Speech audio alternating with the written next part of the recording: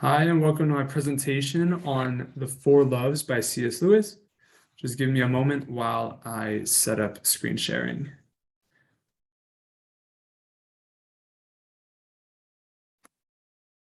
All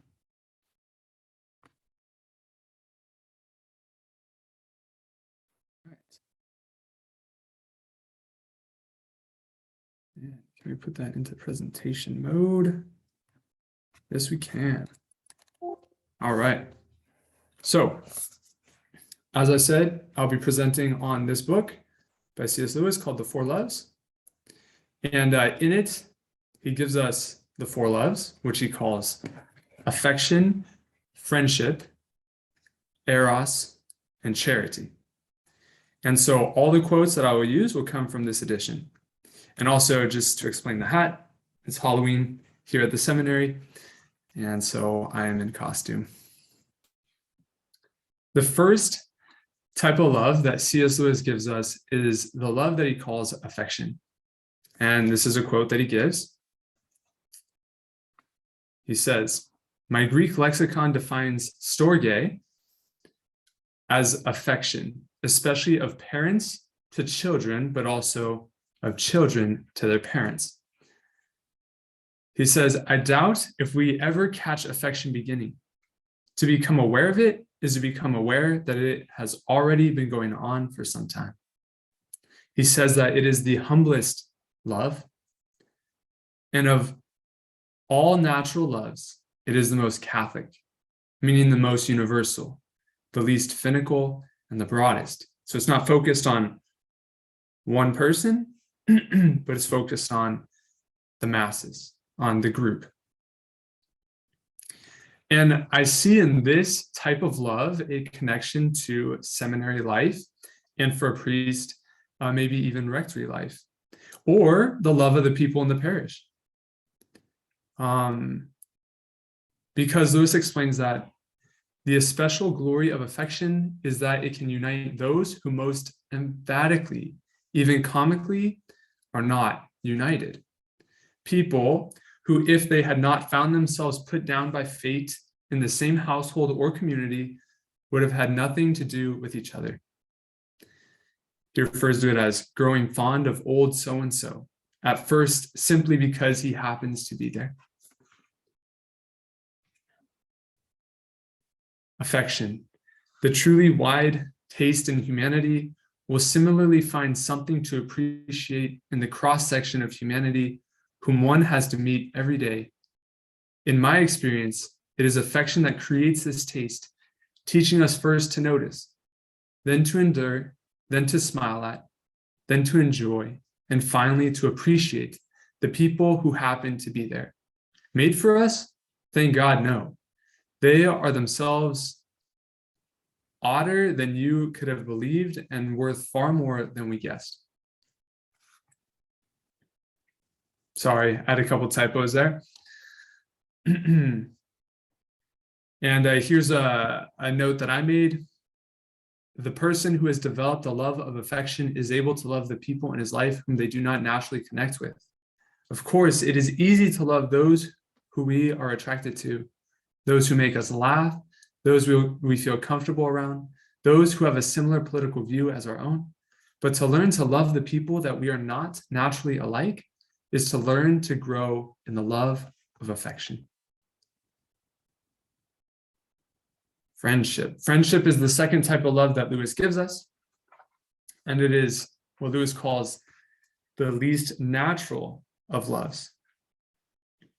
He says it's the least jealous of loves. Friendship is the least biological of our loves. And what he means by that is that both the individual and the community can survive without friendship.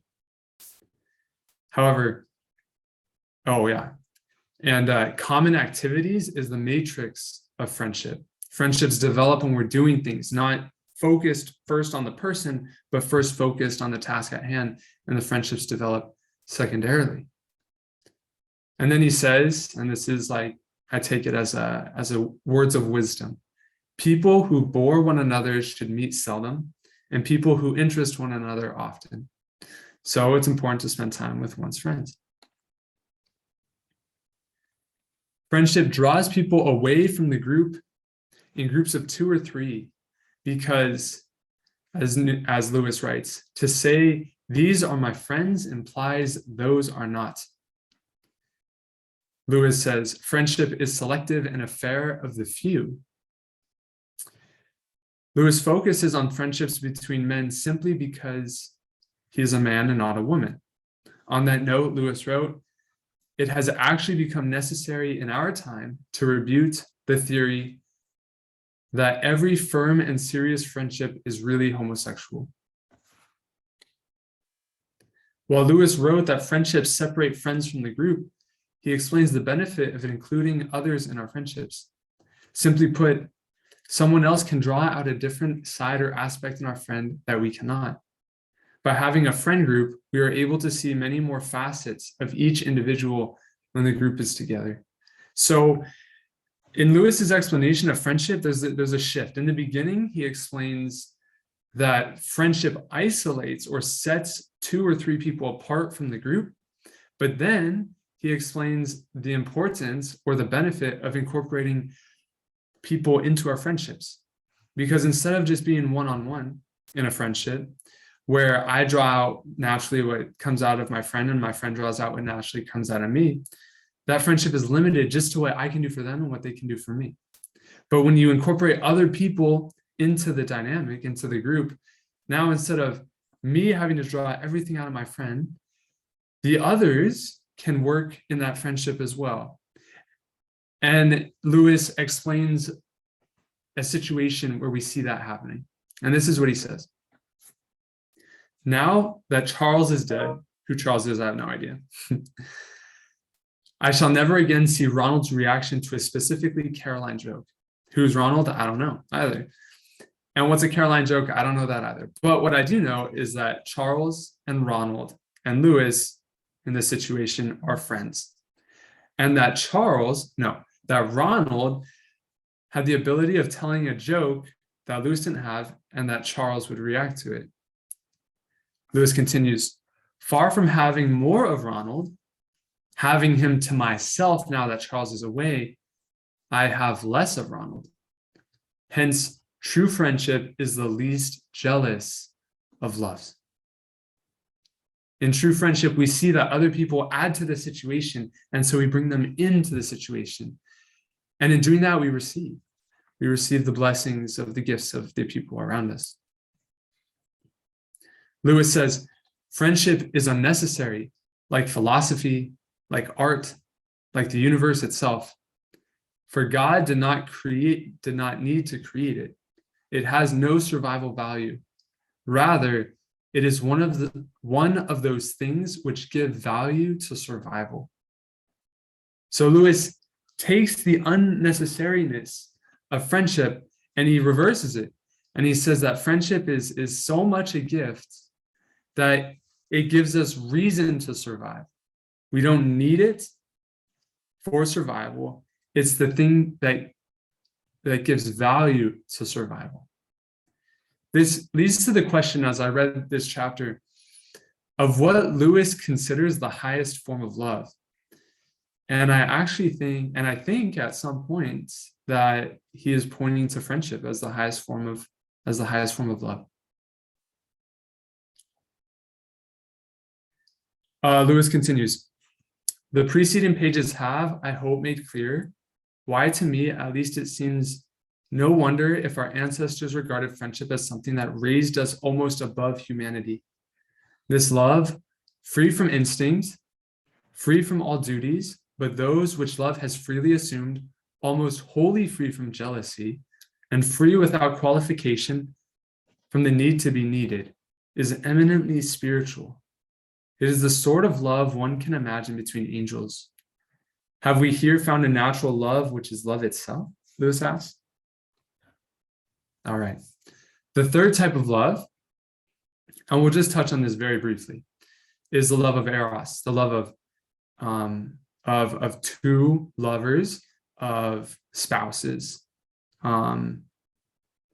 which incorporates and includes sexual love, but it is not limited to sexual love. And this is one comparison that Lewis makes between eros and friendship. He says, "For of course we do not want to know our friends' affairs at all. Friendship, unlike eros, is uninquisitive."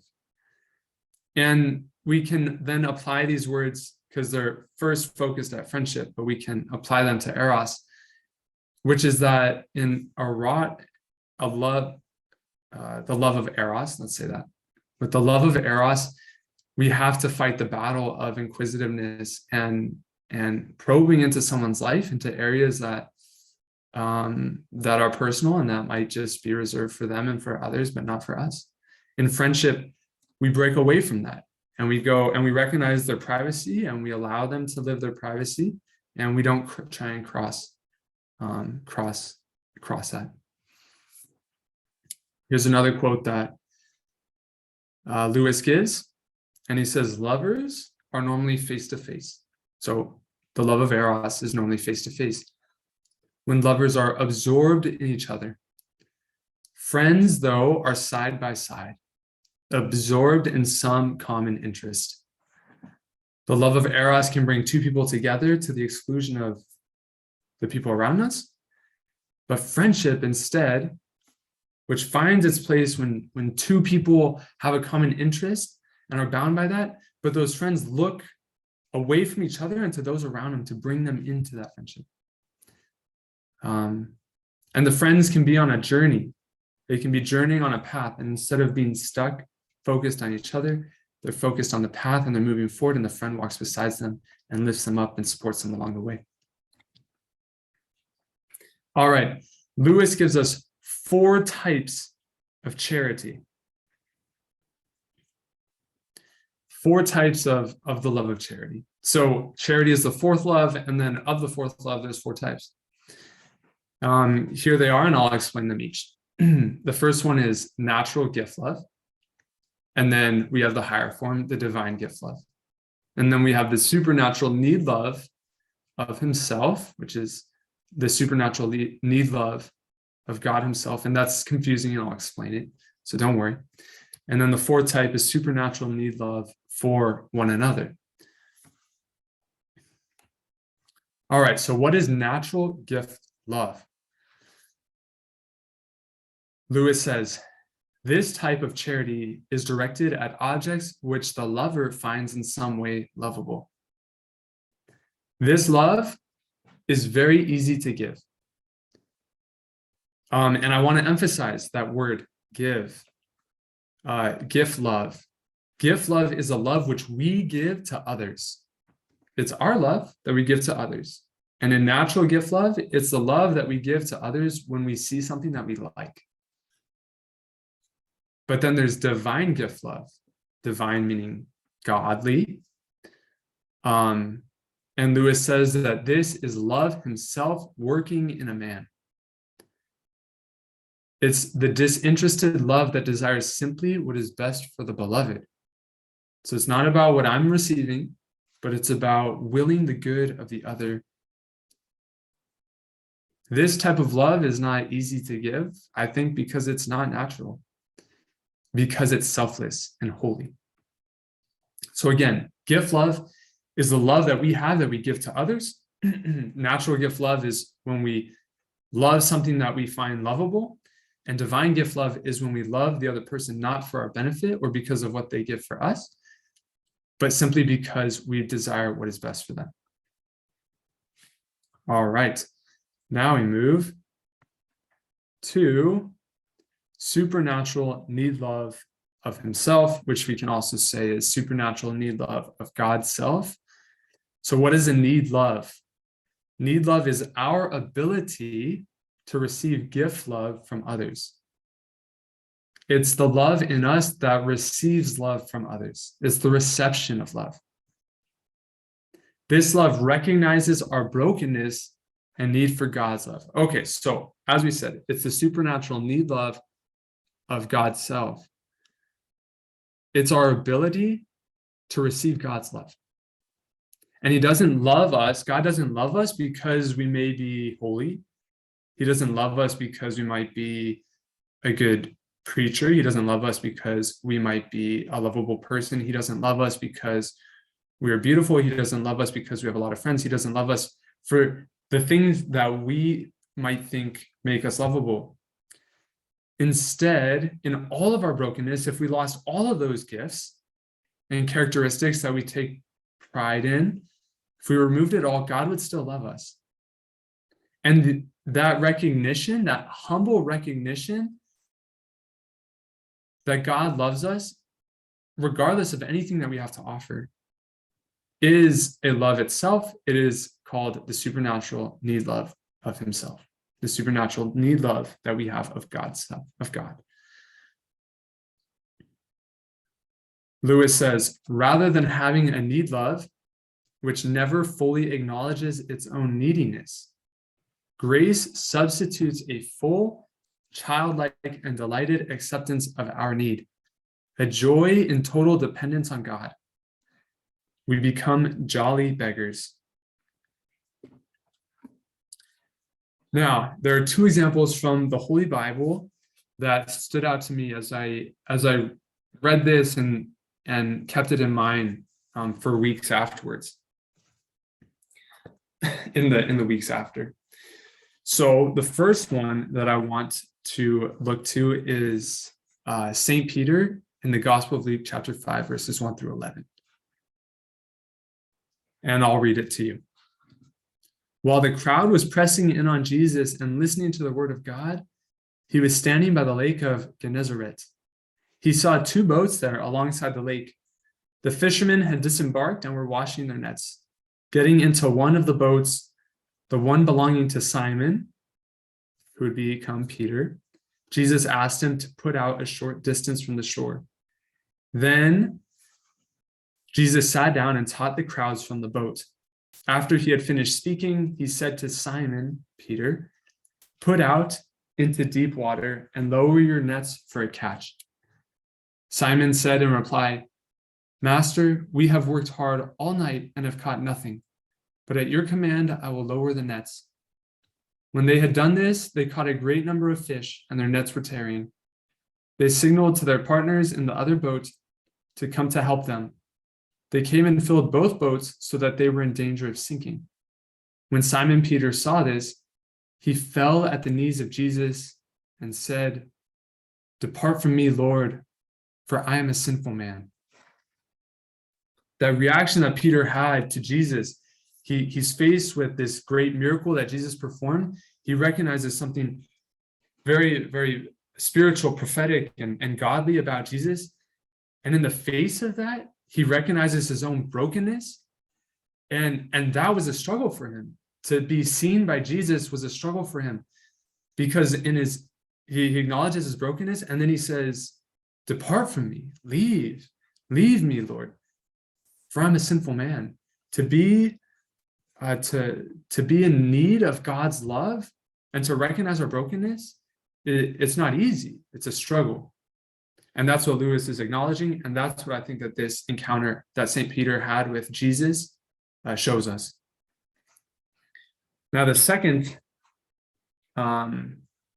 instance in the gospel that draws on this supernatural need love of God's self comes in the Gospel of Luke again, chapter 18, verse 9 through 14. And it's the parable of the Pharisee and the tax collector. The prayer of the Pharisee versus the prayer of the tax collector. And this is what it says. Jesus then addressed this parable to those who were convinced of their own righteousness and despised everyone else. Two people went up to the temple area to pray. One was a Pharisee and the other was a tax collector. Now, I just want to note that the Pharisee, in the eyes of all, would have looked holy. He would have been dressed in holy clothes. He would have been someone who knew the law of Moses, the customs of the Jewish people, the religious customs of the Jewish people. He was seen as a religious figure by the community. Okay, and so this is the person that we would expect to know how to pray. And then you have the tax collector. And the tax collector would have been a Jewish person as well. However, he would have been rejected by the Jewish people because he was using his talents as a tax collector to take money from the Jewish people to give it to the government of Rome. And so the tax collector, in the eyes of the community, would not be the person who would know how to pray, and he would not be the person that would be close to God. In fact, he'd be referred to as a sinner, probably just for the fact that he was a tax collector. Okay, back to the story. Verse 11. The Pharisee took up his position and spoke this prayer to himself. Notice that the gospel is making it clear that he's not praying to God. He's just talking to himself. But this is what he said. Oh God, I thank you that I am not like the rest of humanity, greedy, dishonest, adulterous, or even like this tax collector. I fast twice a week and I pay tithes on my whole income. So notice that he's listing off those reasons that he thinks that God should love him more. The reasons why he thinks God should love him more. I fast, I tithe, I do all these things, and I don't do these other sinful things. Verse 13. But the tax collector stood off at a distance and would not even raise his eyes to heaven, but beat his breast and prayed, "O God, be merciful to me, a sinner." Jesus says, I tell you, the tax collector went home justified, not the Pharisee. For everyone who exalts himself will be humbled, and the one who humbles himself will be exalted. So I hope that we can see how that tax collector was displaying the supernatural need love of God's self. He was recognizing, as it says in our third point, his neediness, and that grace substituted a full, childlike, and delighted acceptance of his need, a joy which we could call, which in this case displays as a recognition, a humble recognition that he's in need of God's mercy, and that he recognizes his total dependence on God. So when we're living a life of poverty, when we feel like we don't have gifts that are on display for others, when we feel like we're not building up the people around us, when we feel that all we have is to be needed, is our need to be loved by others, we are actually growing in something that's good. And that good thing is that recognition that God loves us, not because of what we do, but because of who we are.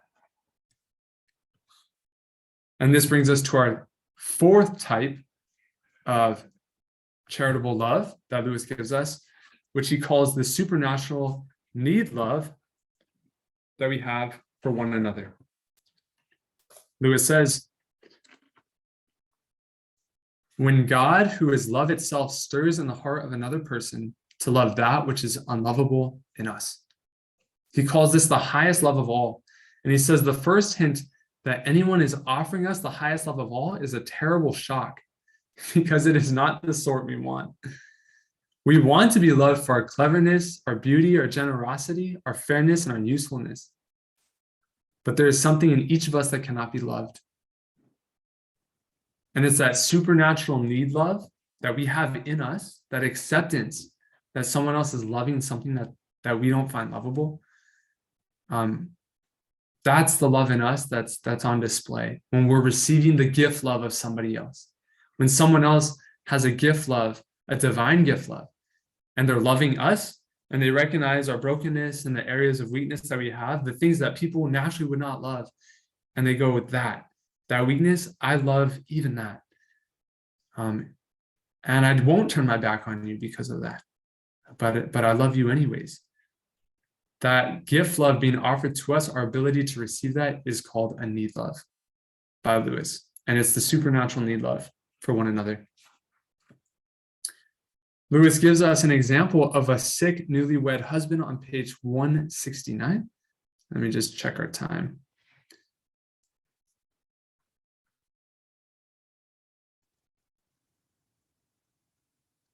Okay, stop screen share. What are we at right now? Oh, it doesn't say. All right, I'll present it anyways. Back to screen share.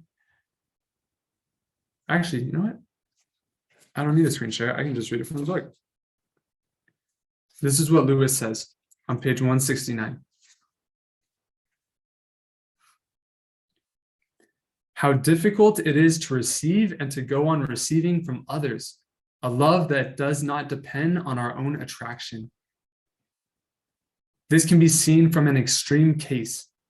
Suppose yourself a man struck down shortly after marriage by an incurable disease, which may not kill you for many years. You're useless, impotent, hideous, disgusting, dependent on your wife's earnings, impoverishing where you hoped to enrich, impaired even in intellect and shaken by gusts of uncontrollable temper, full of unavoidable demands. And suppose your wife's care and pity to be inexhaustible. The man who can take this sweetly, who can receive all and give nothing without resentment, who can abstain even from those tiresome self-deprecations which are really only a demand for petting and reassurance, is doing something which need love in its merely natural condition could not attain. No doubt such a wife would also be doing something beyond the reach of a natural gift love, but that is not the point at present. In such a case, to receive is harder and perhaps more blessed than to give.